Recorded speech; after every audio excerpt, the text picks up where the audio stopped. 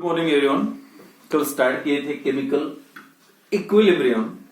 In that first reaction, if that reactions are reversible, तभी आप ये जो चैप्टर का नाम है केमिकल इक्विलिब्रियम, इक्विलिब्रियम फॉर्म हो सकता, मतलब सबसे most important condition for any chemical reaction to attain the equilibrium, that reaction must be reversible. So there are two types of reaction, a reversible reaction and irreversible reaction. तो इसका जो मतलब आता है सिंपल है, A plus B reactants gives C plus D products and again that C plus D converted into A plus B, मतलब reactant to products as well as product to reactant, means the reaction which takes place in both the direction.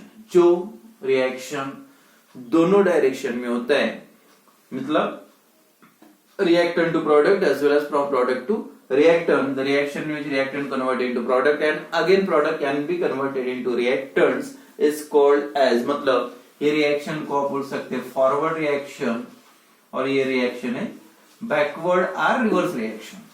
The reaction in which rate of reaction, मतलब that takes place in both the directions, forward direction as well as backward direction, that is called as a reversible reaction.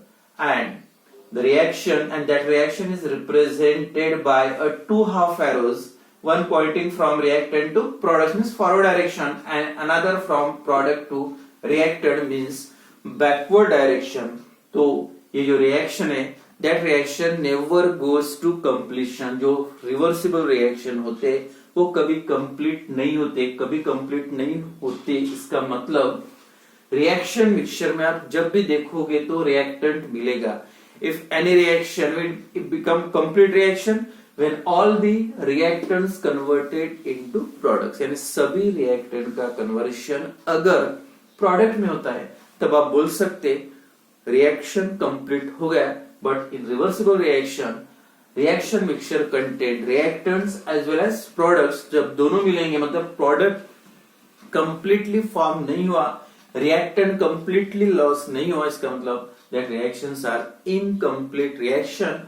And for any chemical equilibrium to attain in the any process, that reaction must be reversible होना चाहिए. और second जो आता है irreversible reaction, मतलब ये arrow अगर single ऐसे दिखाओगे तो उसका मतलब only A and B converted into C and D, मतलब that C and D again not converted into A and B. So this type of reaction is called as a irreversible reaction. The reaction which takes place only in one direction, only in forward direction, means from reactant to product, is called as the reaction which takes place only in one direction, that is from reactant to product, and that reaction is called as a irreversible. अब पूरा reactant का conversion product में होता है, therefore this reaction is the complete reaction and represented by the single arrow pointing from reactant to product. तो ये जो दो टाइप की रिएक्शन है, reversible and irreversible, which takes place both the direction and which takes place only in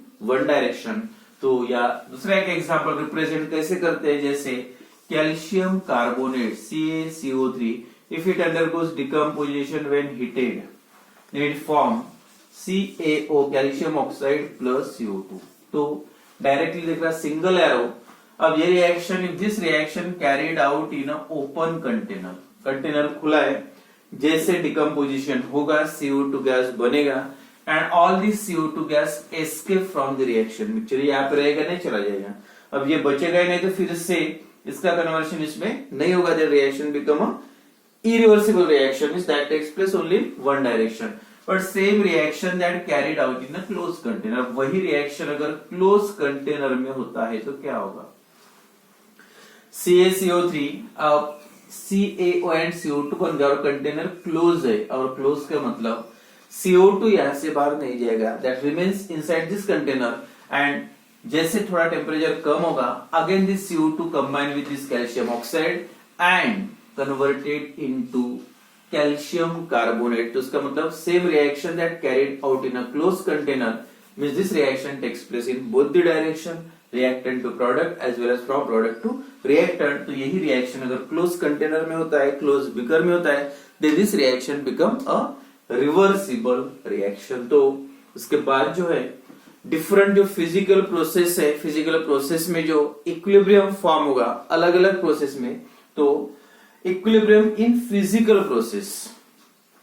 next topic, तो सबसे जो condition बताया for any chemical reaction or to attain any chemical equilibrium or any process equilibrium, the reaction must be, सबसे जो important condition है वो जो reaction होगा दैट मस्ट बी रिवर्सिबल, वो रिएक्शन रिवर्सिबल होना चाहिए। तो equilibrium in physical process,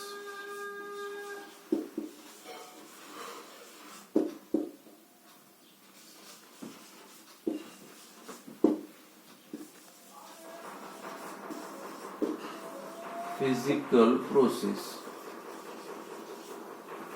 equilibrium in physical process, physical process, the process in which only the state of substance changes from one state to another state, solid to liquid, liquid to gas या direct solid to gas, this change is called as a physical change। अब ये physical change process में equilibrium कैसे form होता है, अलग अलग type से, either the conversion from solid to liquid or liquid to gas या directly from solid to gas, on that basis there are three types of different physical equilibrium।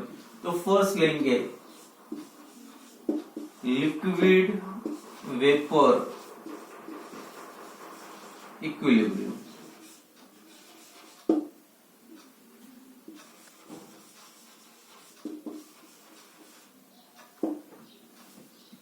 Liquid vapour equilibrium. तो liquid vapour equilibrium simple example लेंगे, if the water is kept for evaporation in a close container, अगर water आपने रख दिया एक close container में evaporation के लिए एट कांस्टेंट टेम्परेचर और ओपन कंटेनर क्लोज है। अब शुरुआत में इनिशियली हर लिक्विड की एक टेंडेंसी होती है to form a vapours on its surface. वो अलग अलग लिक्विड का, जैसे पेट्रोल डीजल के सरफेस पे बहुत ज्यादा प्रेशर होता है जो बोलते हैं हाई वोलेटाइल है, या वाटर है उसके लिक्विड के सरफेस के वेपर्स के मॉलिक्यूल कम होते हैं। तो जैसे इवेपोरेशन स्टार्ट किया, शुरुआत में जो वेपर्स के मॉलिक्यूल्स कम रहेंगे, तो when liquid start evaporating the vapour molecules initially less number, but as the time passes, after some time the vapor's concentration of this vapor molecule increases and that vapor molecule exerts a pressure on the surface of liquid। और जैसे ये vapours के molecule बढ़ना शुरू हो जाएगा liquid के surface पे, ये वाटर है लिक्विड के सरफेस पे, तो that exert a pressure and that pressure is called as the vapor pressure, जो वेपर की वजह से लिक्विड के सरफेस पे प्रेशर जनरेट होता है। तो इनिशियली एक ही प्रोसेस रहेगी and that is only one, the rate of process of evaporation. तो इसको आप बोल सकते हैं that is evaporation, liquid to gas. लेकिन जैसे rate of evaporation increases, the number of vapour molecule on the surface of liquid also increases and then अब जैसे वेपर्स के मॉलिक्यूल बढ़ना शुरू हो जाएगा, बढ़ेंगे, they occupy almost all the available space on the surface of liquid and this is only possible when container, when beaker is closed। अगर open होगा तो वेपर्स मॉलिक्यूल बाहर निकल जाएंगे। देन और जैसे इसका कंसंट्रेशन बढ़ा वेपर्स का, क्या होगा, इसकी गर्दी बढ़ गई, some vapor molecule gets tied to the surface of liquid, और कुछ वेपर्स मॉलिक्यूल लिक्विड के सरफेस के कांटेक्ट में आएंगे और जैसे लिक्विड के कांटेक्ट में आ जाते हैं again that vapour molecule get condense, तो उसका भी क्या होगा, कंडेंसेशन। अब एक पहले कौन सी प्रोसेस एक ही शुरू थी, कौन सी, इवेपोरेशन। अब उसके बाद शुरू होगी दूसरी process that is called as condensation. Condensation, conversion of vapours into liquid. Initially rate of evaporation is maximum, rate of condensation is minimum, but after some times, after as the time passes, rate of evaporation जैसे जितना form होना है, vapour form हो गया, constant vapour, यहाँ का vapour pressure constant रहेगा, लेकिन जैसे जैसे कॉन्सेंट्रेशन वेपर्स का बढ़ेगा तो रेट ऑफ कंडेंसेशन इंक्रीजेस और रेट ऑफ इवेपोरेशन डिक्रीजेस। तो इसका रेट कम होगा और कंडेंसेशन का धीरे धीरे रेट बढ़ना शुरू हो जाएगा एंड स्टेज इज रीच्ड, एक स्टेज ऐसे आ जाएगी the rate of evaporation becomes equal to rate of condensation, तो जैसे मैंने यहाँ पे लिखा H2O, क्या था ये, वाटर था मतलब लिक्विड, और दूसरा H2O गैस मतलब वेपर। अब यहाँ पे ये प्रोसेस कौन सी है, इवेपोरेशन।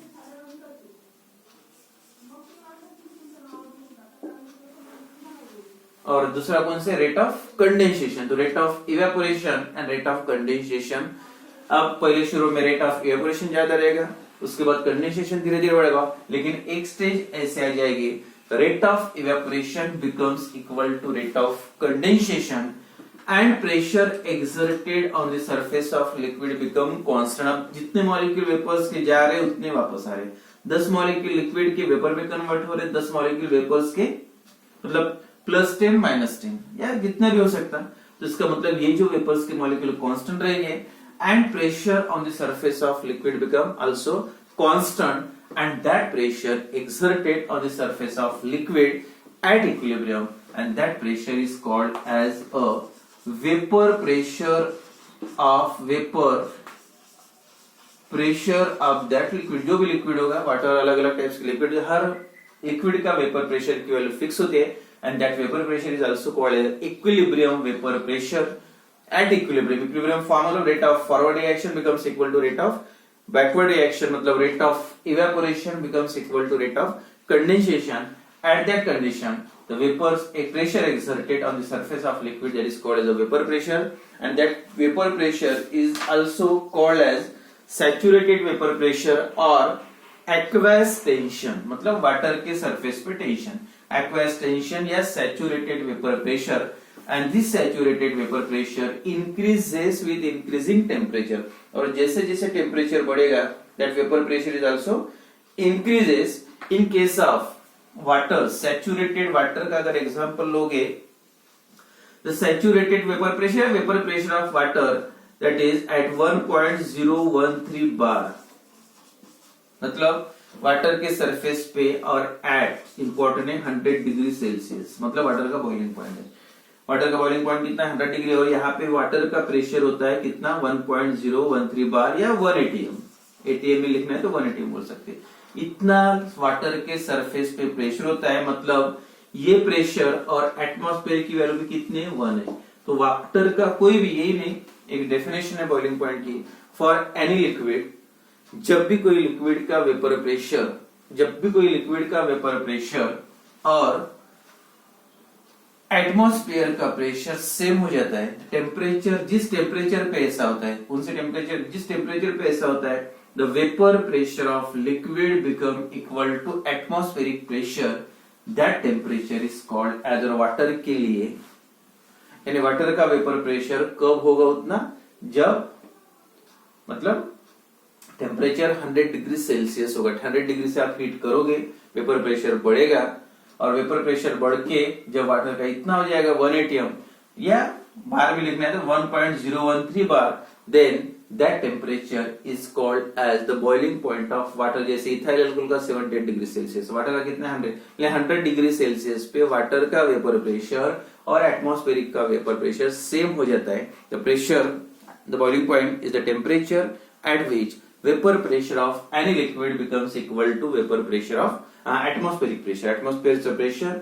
और वेपर प्रेशर, जब लिक्विड का वेपर प्रेशर जब सेम हो जाता है, वेपर प्रेशर सेम हो जाता है, that temperature is called as its boiling point। and और सबसे इंपॉर्टेंट जो पॉइंट है, व्हाट इज इक्विलिब्रियम। अब यहाँ पे जो लिक्विड वेपर इक्विलिब्रियम का मतलब क्या होता है, सिंपल डेफिनेशन है, that is the rate of state of physical process at विच, कोई भी फिजिकल प्रोसेस के एक स्टेट है eight which the rate of evaporation, या ये प्रोसेस के लिए स्पेशल लिक्विड वेपर के लिए, the rate of state of process at which the rate of evaporation is equal to rate of condensation is called as a liquid vapor equilibrium या physical equilibrium। Simple definition है, जिस state पे एक stage ऐसे आ जाती है जहां evaporation का रेट और मतलब स्पीड, मतलब 10 मॉलिक्यूल जा रहे वो साइड में और 10 मॉलिक्यूल वापस आ रहे, तो इधर भी सेम रहेंगे, उधर भी सेम रहेंगे, और यहाँ पे जो भी मिक्सचर रहेगा, that mixture is called as the equilibrium mixture and the concentration of that, कोई भी अगर रिएक्शन है तो कंसंट्रेशन बोलेंगे इक्विलिब्रियम कंसंट्रेशन अब ये वैल्यू कभी चेंज नहीं होगी। 10 जा रहे मतलब -10 और 10 वापस आ रहे फिर से +10, तो दोनों साइड में आपको इक्वलिटी मिलेगी and the rate of forward reaction या रेट ऑफ फॉरवर्ड प्रोसेस मतलब evaporation become equal to rate of backward process मतलब कंडेंसेशन। तो ये है एग्जांपल मतलब equilibrium that exist between vapour phase and liquid phase, vapour phase and liquid phase. तो liquid का conversion vapour में and vapour का कन्वर्शन लिक्विड में मतलब rate of condensation become equal to rate of evaporation. That stage of process is called as a physical equilibrium और liquid vapour equilibrium. तो ये first physical equilibrium था, liquid vapour, and then जो next है second या B part बोल सकते हैं आप, that is solid liquid equilibrium.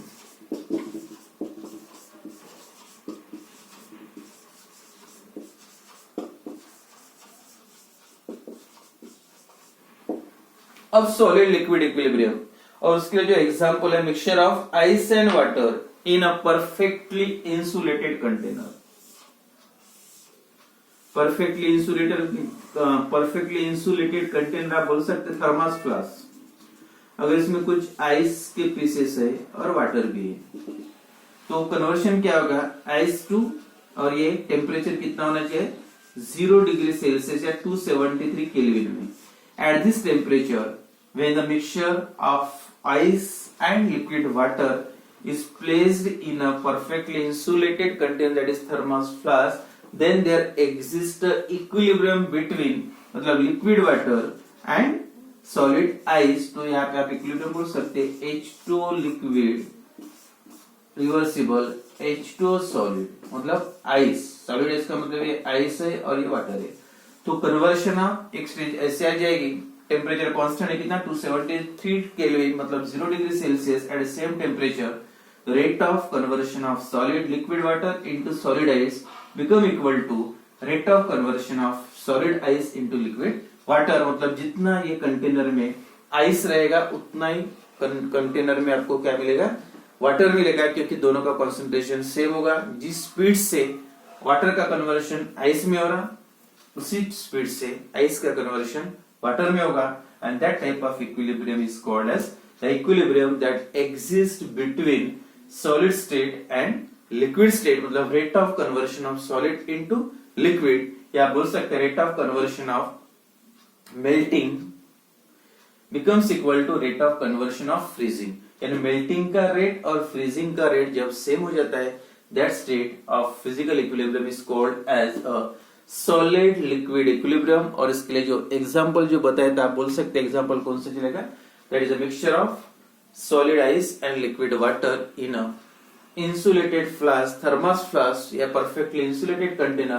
That is the example of solid liquid equilibrium, means equilibrium that exists between solid and liquid. ठीक है, नेक्स्ट क्वेश्चन।